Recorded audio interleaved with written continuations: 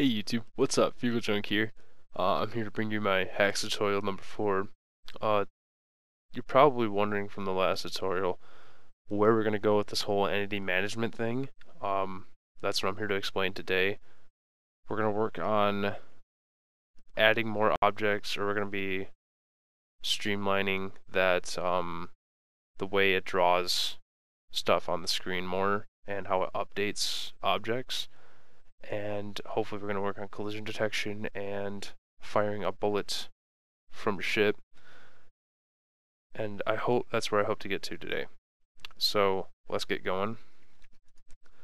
First thing I'd like to let you guys know is that there's some junk code in the main Haxe file that I forgot to get rid of. So let's start off by dumping that. We don't need this. We don't need walls. We don't need objects.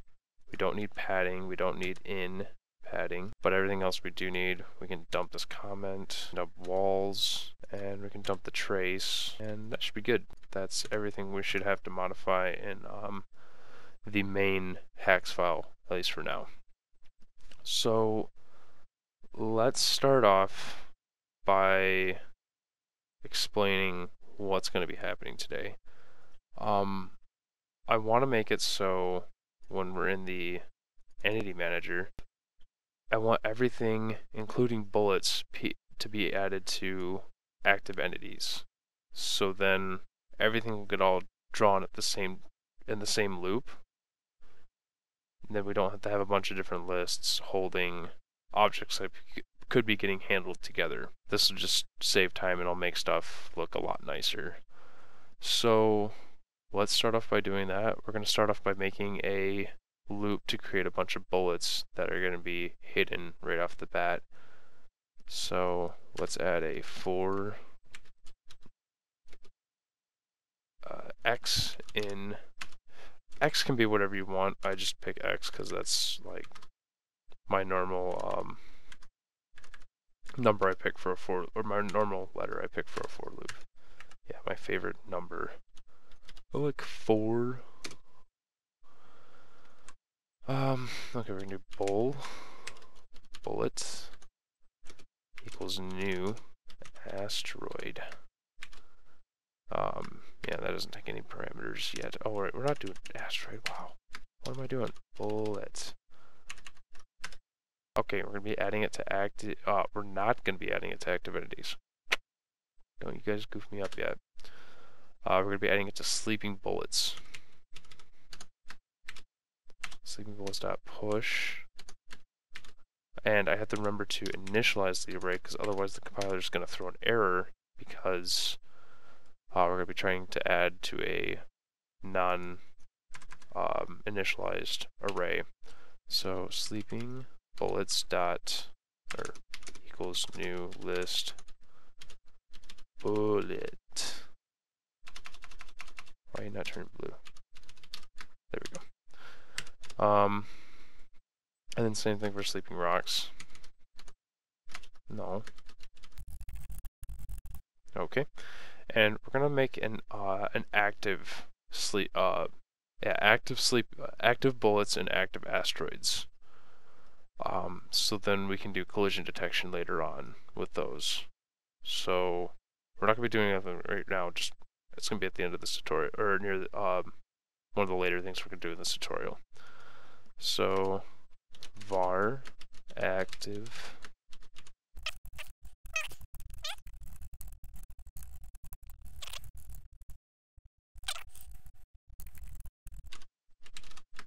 don't make fun of me, I'm spelling these wrong. I'm tired. And I actually recorded half this episode, or at least I thought I was, and then I wasn't. A little depressing because I actually got pretty far and I was like, crap. Stupid. I gotta pay more attention sometimes. I'm just gonna bring active entities to the top here just for organization. Just so all the lists are initialized in the same spot.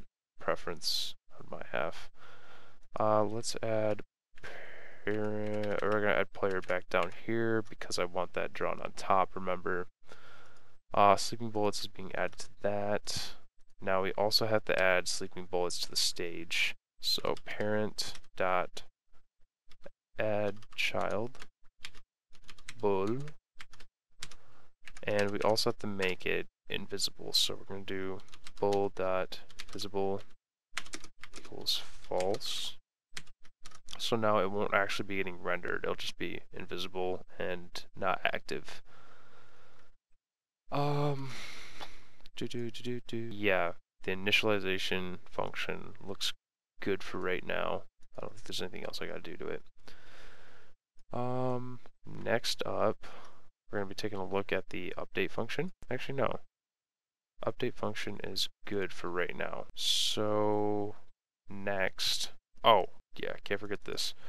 We have to change these to base draw entity because, well, we might not have to, but I want to, just as a proof of concept. So this code does work because asteroid and bullet inherit from base draw entity. So you can make a base draw entity variable, and its inheritance will allow it to be this lower object, but then still be a higher object.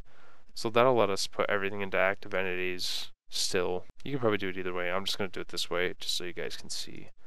So, but when we put it into the sleeping bullets and the active rocks, we have to do a cast bullets, and also we're going to add to active rocks dot push. We should be using push, not add, because add is a less efficient, because it actually adds it to the end of the list, which requires the compiler to iterate, or not the compiler, the runtime, whatever you want to call it. It has to go through the entire list. It has to iterate boom, boom, boom, boom, boom, and then put it on the end. Whereas push just dumps at the end, links it to the first one, and now the one you just added is the first. So don't use add unless you have a specific reason to. So push AST, and we can change this one to push. Yeah, that looks all good. Yep. Okay, so we're good there. Now, since everything's getting put into active entities, there's no real super fast way built into the language to figure out what type it is. You can use reflection, which Haxe does have, but you gotta remember reflection can be heavy, especially when you're making a game. So I got a clever little way of dealing with that problem. So we don't have to use reflection, but we can still figure out what type this object is. And we're going to be using an enumeration so that we can tell what type of object we have at the moment. Okay, so I'm just going to copy and paste this. So we have our object type, and now bullet, player, and asteroid. Those have nothing to do with their counterparts, their actual class counterparts. These are literally just a type in the enumeration. So this probably has the value of 0, the player has the value of 1, and asteroid has the value of 2. Because that's how enumerations work. They just have an integer value. So they're really lightweight. We have to add in public var this type and object type. And now we want to make sure this gets set every single time. So in our constructor, we want to add in this type object type. So now it has to get set. There's no way around it without throwing a compiler error. So this type equals this type colon, and I'm going to put in this just to be a little bit more explicit. I don't know why Flash Develop keeps doing that. It keeps tabbing in my code. I don't know why, it's kind of annoying. And also for conveniency, we're going to be adding set position into the base class. That way later we can just call it and it's easy. And we're going to also be adding get position. I think we use it later on for collision detection. So yeah, just add it now. We don't have to add it later. Handle input, yeah, that's all good. Oh yeah, we also need to add in, so to cut down on code and some other performance stuff, we want to be able to set an object. We want it to be able to call stuff in the entity manager sometimes, so it can put itself through a function, and then the entity manager doesn't have to do it, so the entity manager doesn't have to jump over code that's never used. And the code will only get jumped over if it is being used. So it reduces some CPU cycles. Again, it's not a huge deal in this size of operation, but it's something to keep in mind in later projects. So we're gonna add a, oh yeah, we're gonna be adding public var e-manager, oops, I want a lowercase.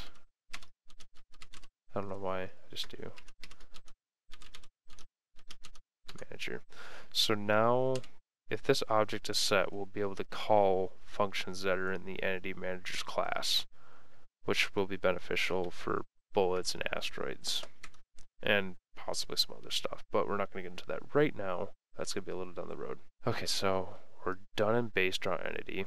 Yeah, we're done with base draw entity, but there's going to be some compiler errors because this, I think it wants a capital. Yeah, it just wants a capital. What are you talking about? Oh. Gotta put in those parentheses, though.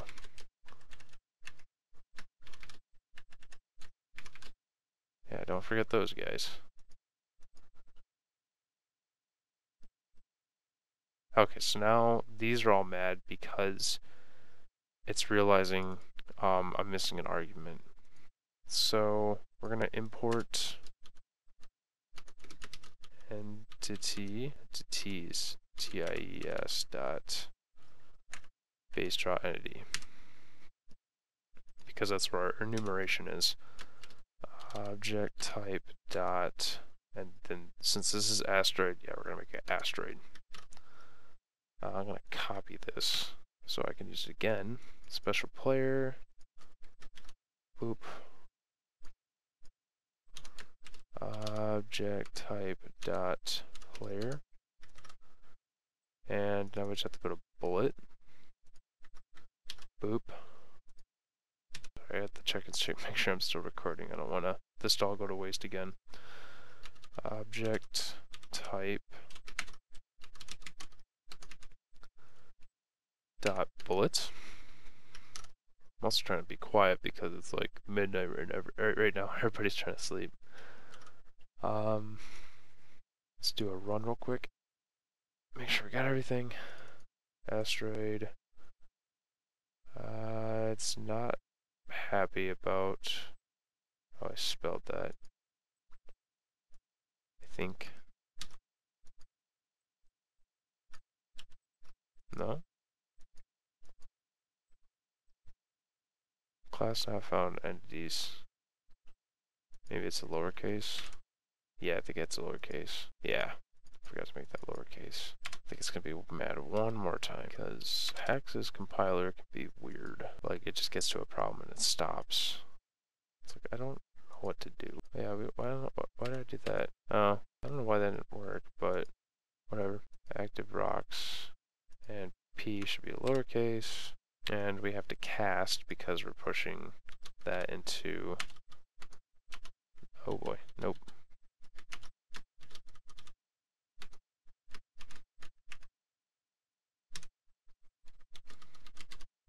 Asteroid, and there's peace in the valley once again.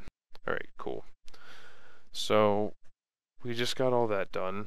Yeah, so everybody knows what type of object they are without using reflection.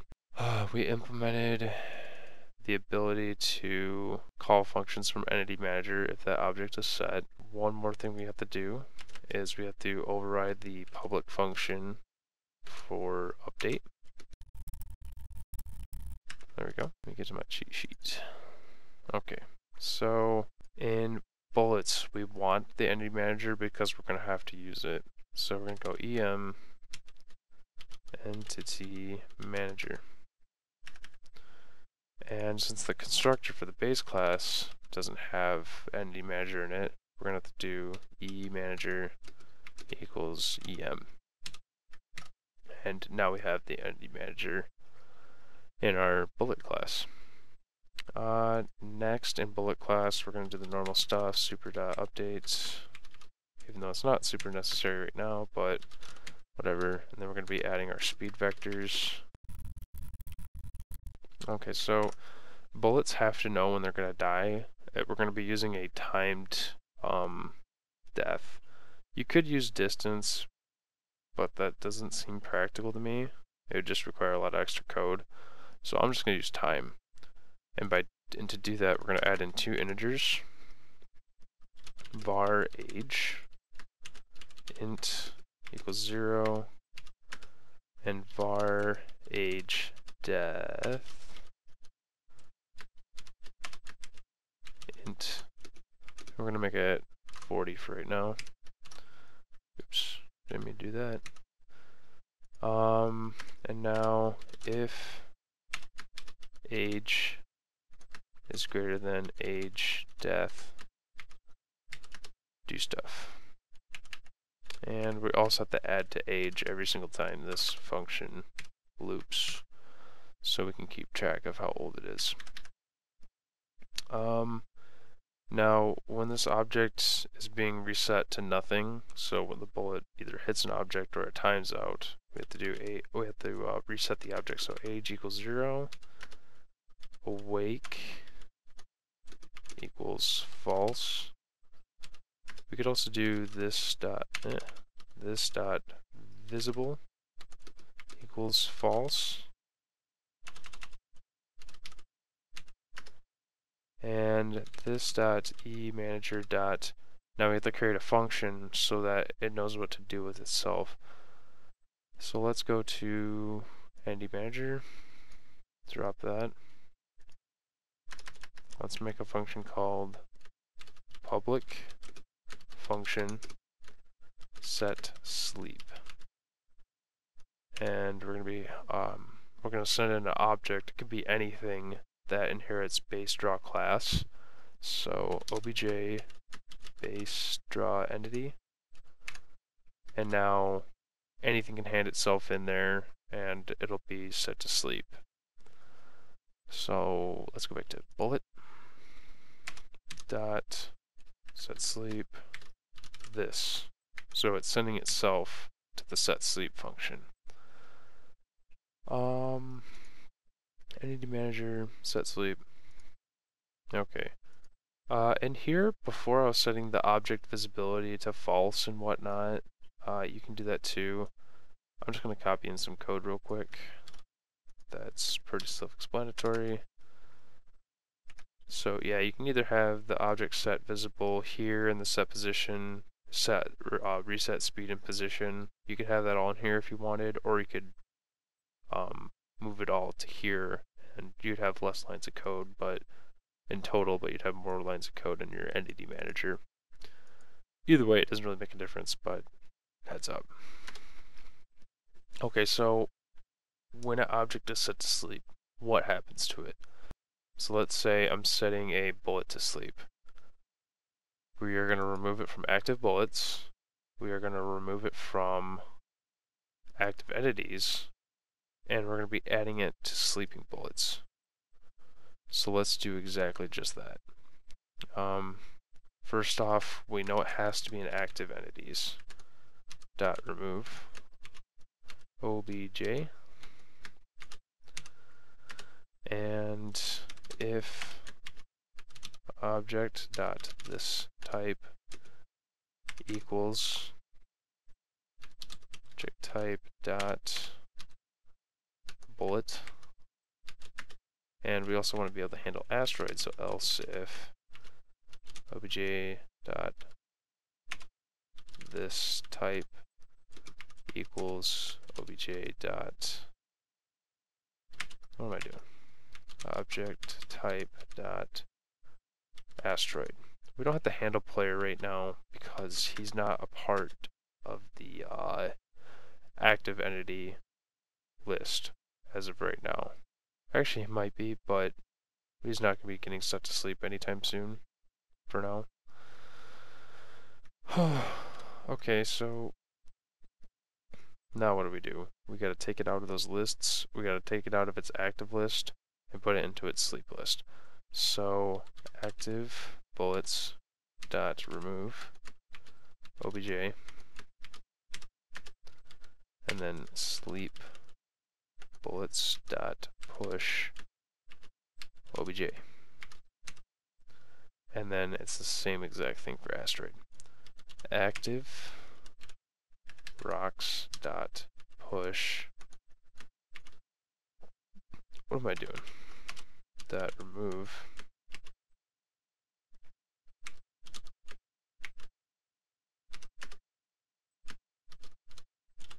sleeping bullet, no, sleeping rocks dot add, no, dot push. Gotta keep that speed up. Okay, and I do believe we have to cast these, so I'm actually just gonna copy and paste some code because I am lazy. Guys, don't be lazy like me.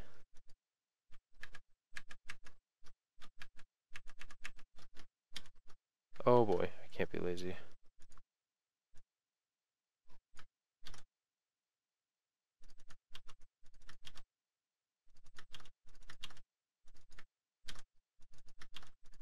There, now it won't be upset when I try to add and remove them from those lists. It'll recognize that it's the correct type of object. Oh yeah, so we gotta hand in an entity manager into bullet now. And now it's not making copies of entity manager, it's only referencing it, so it's not a huge performance drag. And you won't be getting weird concurrency issues or memory leaks. I don't know if you'd technically call it a memory leak. It would be acting like one, definitely, for sure, if it was copying, but it's not, so we don't have to worry about it. Okay, so now an object is able to set itself to sleep, or you're allowed to set any object you want to sleep, which is awesome. So what have we covered? We pretty much made it so everything's added to the draw list if it needs to be. We can't add stuff to the draw list because we haven't covered that yet. Or we haven't made it so bullets are added to the draw list yet because they shouldn't be in the draw list until you like fire your mouse or something. So next step, I'm going to be showing you guys how to fire a bullet in a specific direction and collision detection. And we're going to be using these active and sleeping things right here. So I'm going to be taking a break. I'll probably come back tomorrow morning because I'm really tired right now. We'll pick up back from there, although it's going to be like for you guys. So see you in a while.